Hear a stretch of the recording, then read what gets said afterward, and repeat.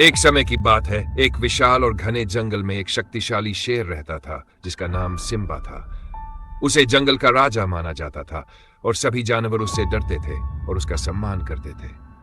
एक दिन सिम्बा जब अपने इलाके में घूम रहा था तो उसने एक चतुर और फुर्तीली लोमड़ी को देखा जिसका नाम लोमी था। लोमी सिम्बा से आकार में छोटी थी, लेकिन उसकी बुद्धिमानी और चालाकी पूरे जंगल में मशहूर थी।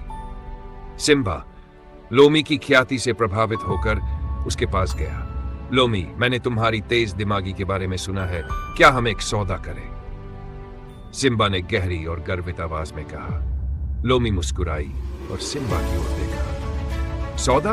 किस तरह का सौदा सिम्बा? सिम्बा ने गर्व से कहा, अगर तुम मुझे एक चुनौती में हरा सको तो मैं तुम्हें इस जंगल के एक हिस्से को मेरे साथ शासित करने का अधिकार दूंगा, लेकिन अगर मैं जीत गया तो तुम्हें मुझे एक एहसान चुकाना होगा।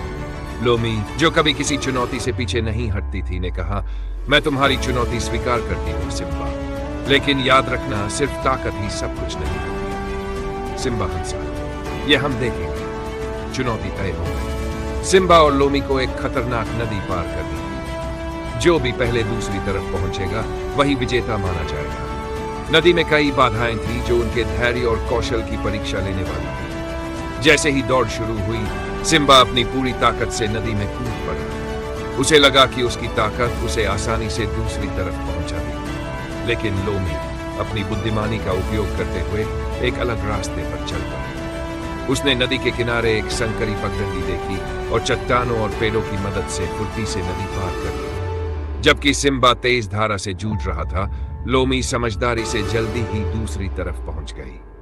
जब सिम्बा मुश्किल से नदी के किनारे पहुंचा तो उसने देखा कि लोमी पहले से ही वहां खड़ी मुस्कुरा रही थी।